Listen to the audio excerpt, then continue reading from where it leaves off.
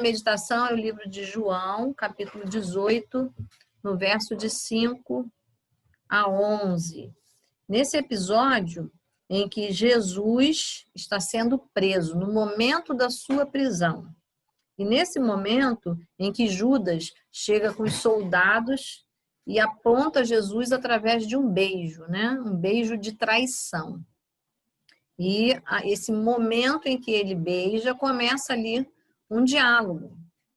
É o momento em que Judas está com os soldados e Jesus vai travar essa conversa com os soldados. Diz assim: sabendo tudo o que ia acontecer, saiu e lhes perguntou: a quem vocês estão procurando? A Jesus de Nazaré, responderam eles, os soldados. E Jesus disse: sou eu. E Judas, o traidor, estava com os soldados. E quando Jesus disse isso, disse: eu sou, eles recuaram, caíram por terra. Novamente lhes perguntou: a quem procuram? E eles lhes disseram: a Jesus de Nazaré. E respondeu Jesus: já lhes disse que sou eu. Se vocês estão me procurando, deixem ir embora estes homens. E isso aconteceu para que se cumprisse as palavras que ele dissera: não perdi nenhum dos que me deste. Simão Pedro, que trazia uma espada, tirou-a e feriu o servo do sumo sacerdote, decepando-lhe a orelha direita. O nome daquele servo era Malco. Jesus, porém, ordenou a Pedro: guarde a espada. Acaso não haverei de beber o cálice que o Pai me deu? Vamos orar? Senhor, nós queremos te agradecer pela leitura da tua palavra, pela exposição da primeira meditação, mas te pedimos que agora tu venha nos ajudar a compreender a segunda meditação. Abra o nosso entendimento, que ouçamos e pratiquemos. Em nome de Jesus. Amém. Amém? Então, nesse trecho, quando Jesus está sendo preso, Jesus trava uma conversa, mas há uma dificuldade, não por parte de Jesus. Eles estavam procurando no escuro os discípulos e Jesus entre eles. E Jesus se antecipa. Jesus vai até eles. Jesus toma a frente. E onde estavam os discípulos? Os discípulos estavam dormindo, lembra? Os discípulos estavam dormindo e Jesus estava orando. E nesse período chegam então os soldados e de surpresa estão procurando. Jesus, vendo o movimento, ouvindo pelo movimento, diz que Jesus, sabendo o que ia acontecer, Jesus toma a iniciativa.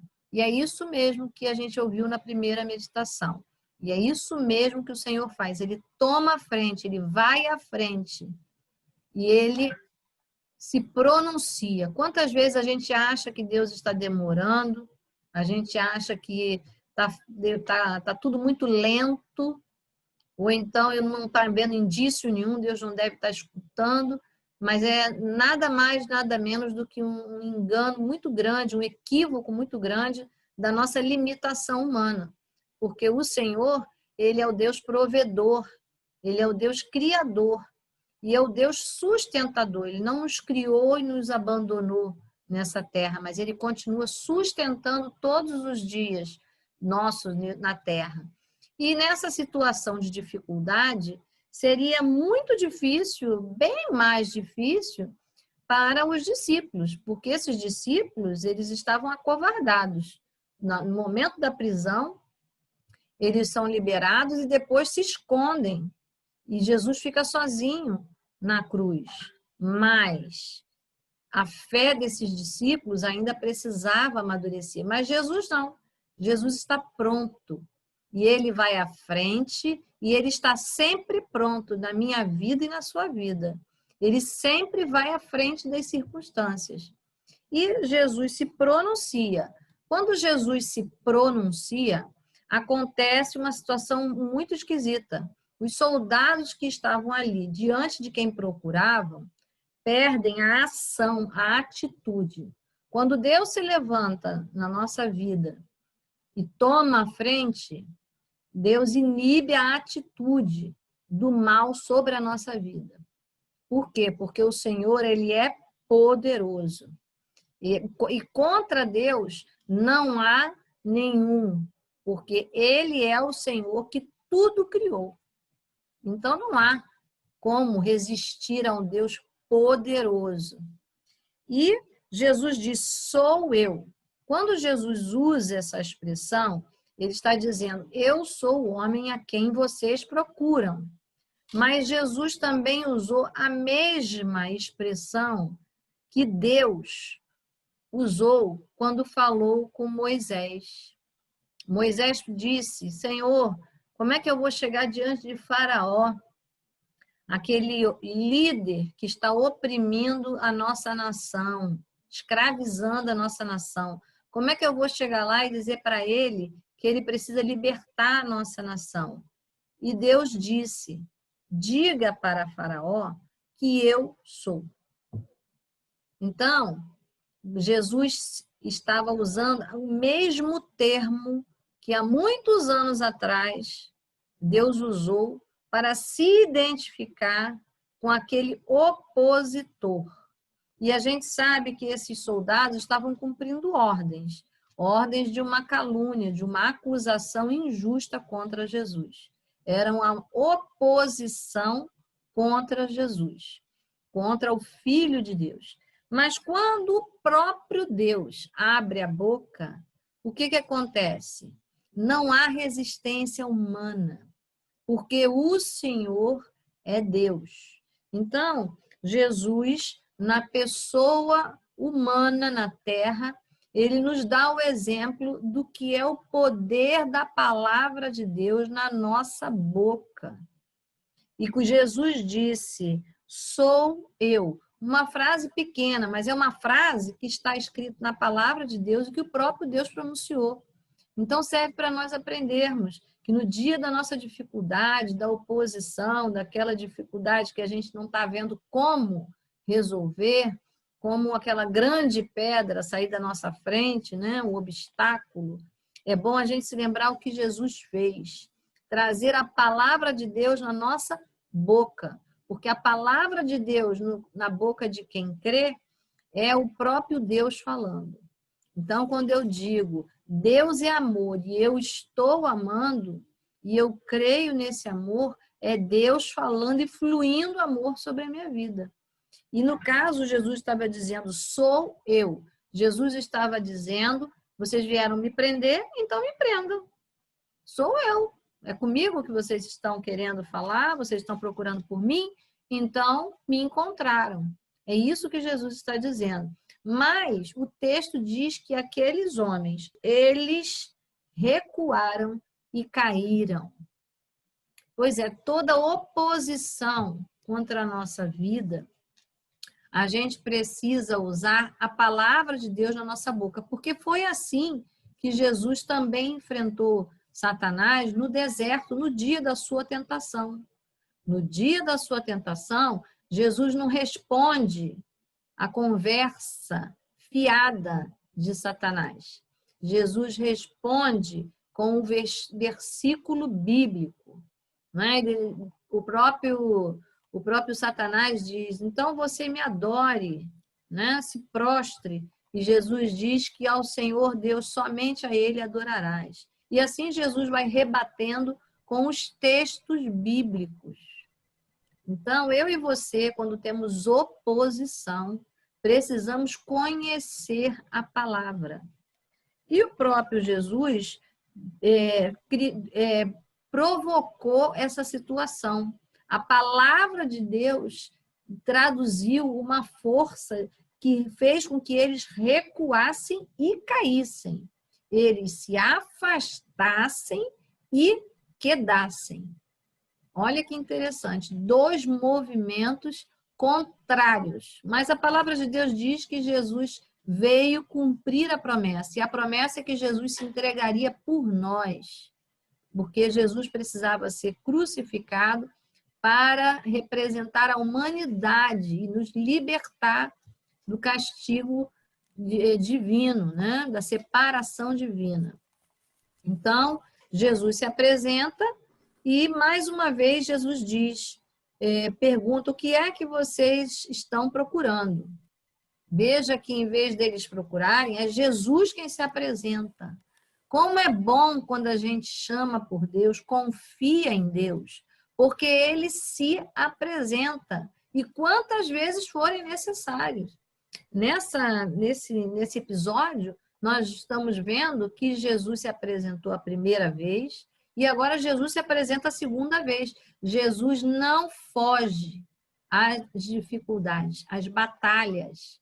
Ele não foge. Por isso, a cada batalha, eu não quero incomodar Deus. Não, você não está incomodando.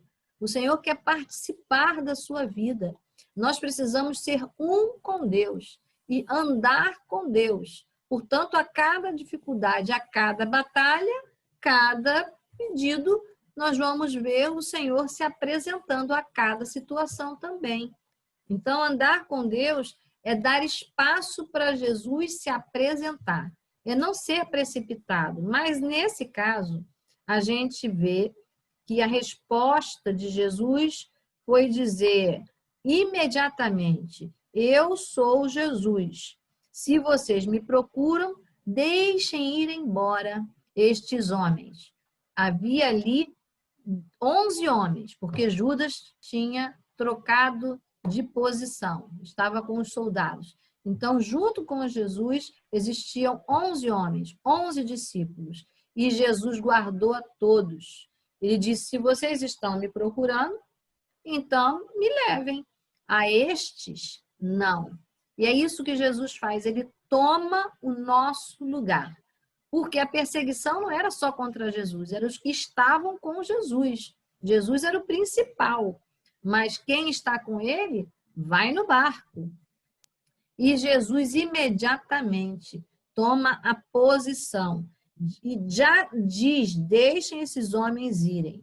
E a Bíblia diz que isso aconteceu para que Jesus cumprisse uma profecia. Então, as coisas que estão acontecendo na nossa vida, às vezes a gente acha que está sem controle, mas a gente não tem noção de que aquilo já está muitos anos antes colocado. A gente sabe o que a Bíblia diz, né? Pedro estava com Jesus e queria permanecer, porém, era a hora de ser guardado, né, de deixar Jesus passar à frente e tomar o lugar desses homens. E é o que Jesus faz. Porém, Pedro, que tem esse temperamento mais precipitado, mais proativo, né, mais imediato, ele se levanta e lança a mão da sua espada.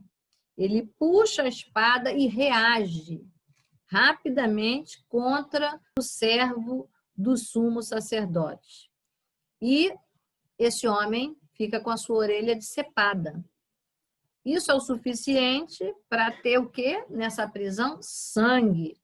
Portanto, podia haver uma confusão ali, podia haver a prisão de todos, podia haver inclusive morte ali, porque soldados estavam armados ali.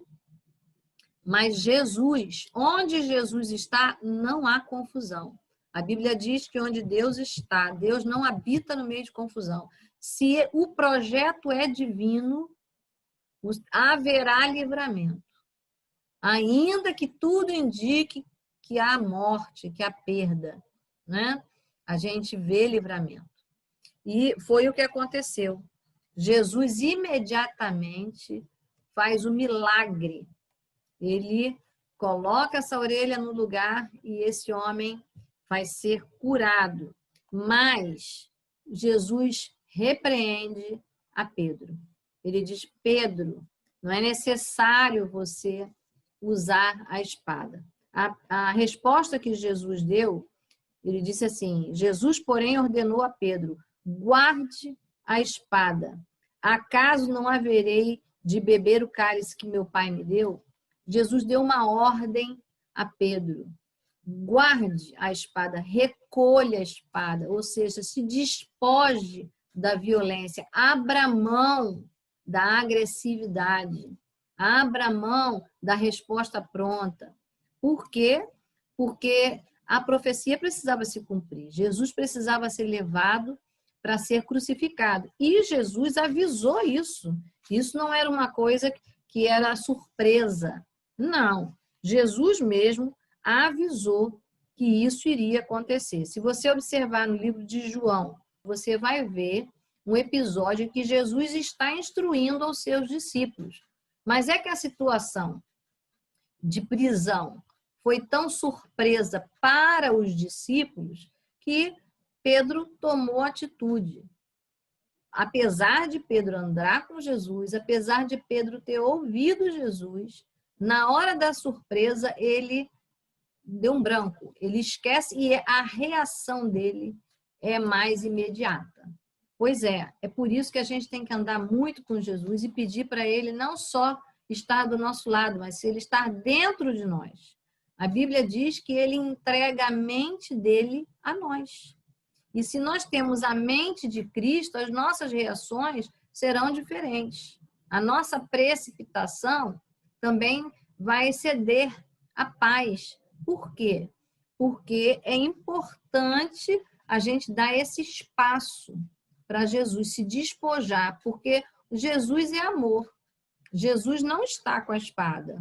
Jesus está de mão livre, cumprindo a promessa. Então, Jesus tinha atenção sobre a promessa. Jesus estava atento à promessa. Inclusive, minutos antes, horas antes, Jesus estava orando ao Pai, sabendo de tudo que ia lhe acontecer. Então, não basta a gente passar os olhos na palavra de Deus. A gente precisa manter atenção, né? Ler mais de uma vez, estar sempre ouvindo a mesma coisa, porque somos humanos e esquecidos.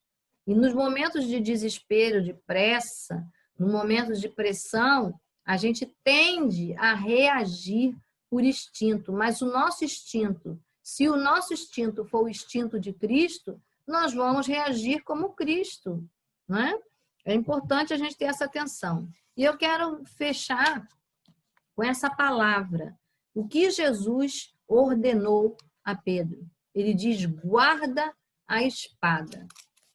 A gente tem que tirar de circulação aquilo que nos atrapalha reagir como Deus deseja. Então, se a gente já conhece os nossos defeitos, se a gente já sabe como nós temos as falhas que nós temos, a gente precisa chamar as falhas pelo nome e tirar de circulação. Porque se a gente vai deixando as falhas, né, atravessarem o tempo, 1 ano, 2 anos, a gente envelhece e as falhas se cronificam. As falhas passam a fazer parte do nosso caráter, do traço da nossa personalidade. Ah, fulana é esquentada. Fulana, né, é muito explosiva. Fulana sempre dá o troco. Fulano é sempre agressivo. Isso vai fazendo parte e daqui a pouco a gente assimila isso para nós. Como é importante a gente entregar essas coisas na mão de Deus e pedir a Deus para nos livrar disso. Mas não é possível deixar um espaço vazio, né? É preciso que a gente troque e a gente fique com aquilo que Jesus nos ensina. Que a gente fique com o conhecimento que Deus nos dá. E pratique. A gente só consegue mudar comportamento quando a gente pratica novo comportamento. É como quem fala uma nova língua. A gente só assimila e domina o novo idioma se a gente pratica, não é? Então, tudo na nossa vida, se não passar por prática, por corrigir, não uma vez ou outra, não praticar uma vez ou outra, mas sempre, a gente vai ajustar esse novo pensar. E quem faz esse esforço não somos nós. Quem faz esse esforço é o próprio Deus, porque Ele toma o nosso lugar. A gente precisa ceder a nossa mente para Cristo, para Ele penetrar na nossa mente, derramar no nosso coração fé e derramar na nossa memória a sua palavra.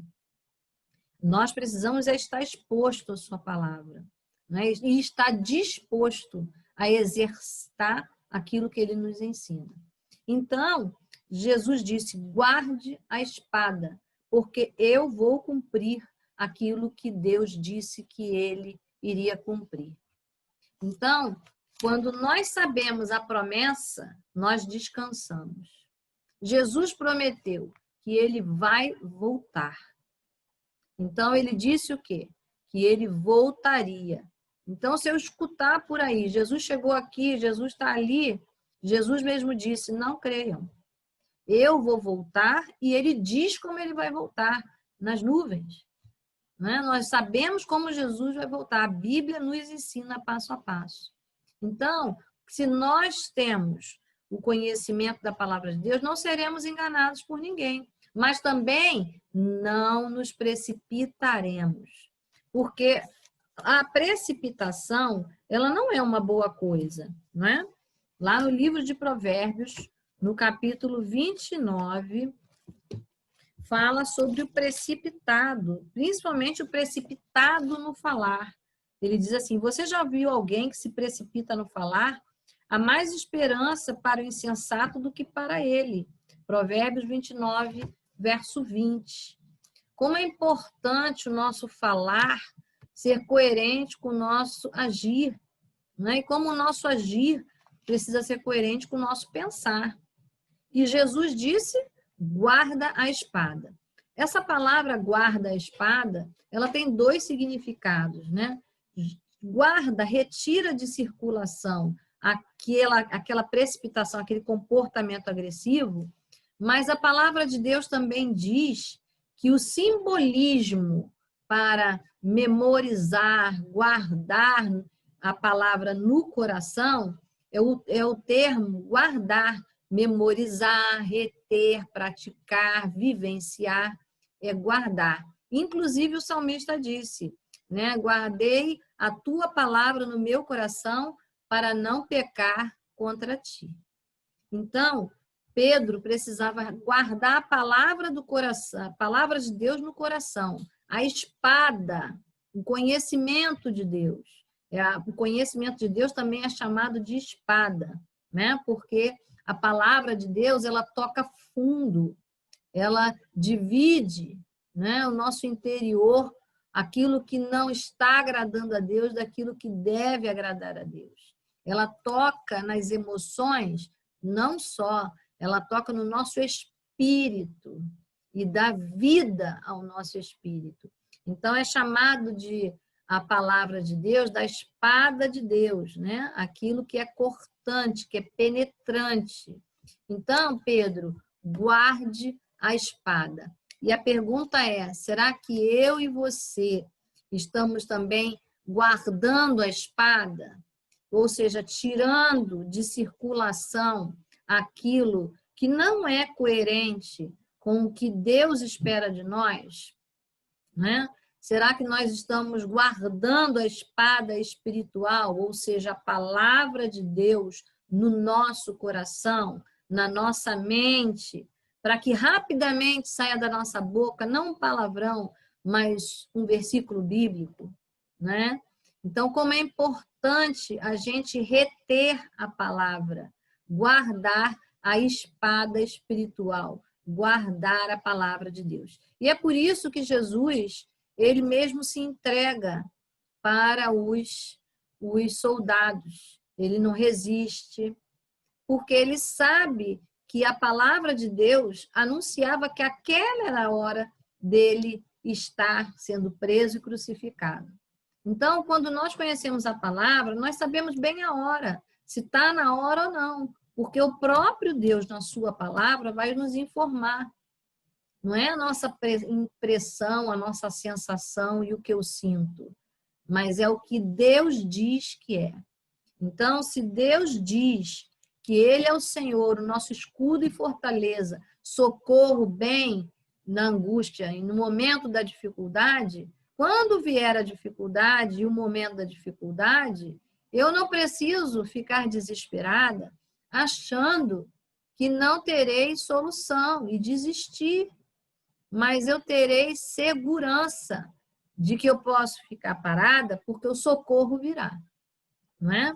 Na pandemia, muita gente perdeu negócios, muita gente perdeu saúde, muita gente perdeu parentes. Na pandemia, nós tivemos muitas perdas, mas o verdadeiro Filho de Deus é aquele que espera Deus vir socorrer, porque o nome de Deus é Salvador. Jesus é Salvador, ele é especialista em resgate, em salvar. Então, como é importante a gente ter a atitude de Pedro e de escutar a atitude de Pedro, não nesse momento, mas depois. Depois Pedro acerta, depois Pedro verdadeiramente cumpre tudo que Jesus falou. Então, essa lição aqui foi aprendida por Pedro, muitos momentos depois, quando Jesus está ressurreto e volta e ensina. E Pedro foi um grande apóstolo, um apóstolo cheio de fé. Então, muitas vezes, no momento em que a gente está precipitado, a gente é corrigido por Jesus. E é bom ser corrigido por Jesus, porque estamos ouvindo. E quando ouvimos o que Jesus nos ensina e nos corrigimos com o que ele está dizendo, é importante porque teremos uma vida abençoada. Então, eu quero orar nessa hora com você.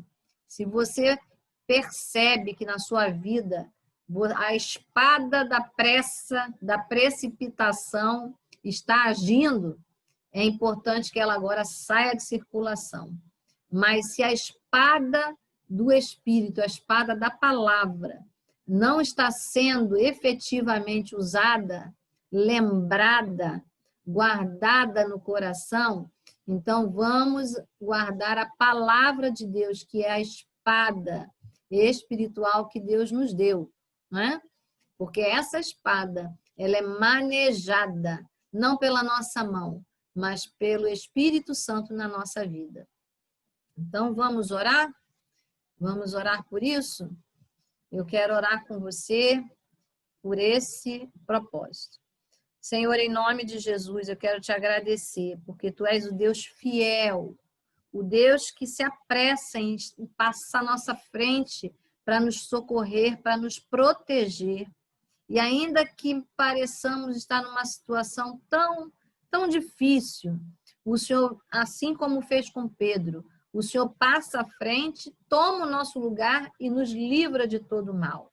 Nós cremos nisso, mas há momentos em que a nossa precipitação, como a precipitação de Pedro, ela acontece.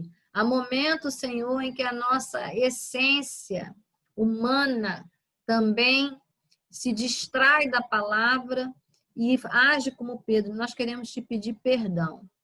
Mas no nome de Jesus, hoje, nós nos apossamos, Senhor, dessa aprendizagem e te pedimos que o Senhor nos ensine a recolher e jogar fora a espada que fere as pessoas, que fere o teu coração, que muitas vezes fere a nós mesmos, guardando memórias desnecessárias, palavras de ofensas desnecessárias.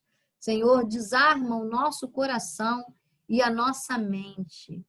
Mas nós queremos agora guardar e tomar a espada do Espírito, que é a tua palavra, que é doce como mel, que é aquela que nos instrui, cheia de sabedoria e que nos ensina a amar. Ó Deus, em nome de Jesus, abençoa a nossa vida, para que possamos ter uma vida assim como Pedro, de conserto, de outras oportunidades, de chances, como o Senhor deu a Pedro. E é no nome de Jesus que o Senhor venha nos capacitar, Senhor. Em nome de Jesus. Amém.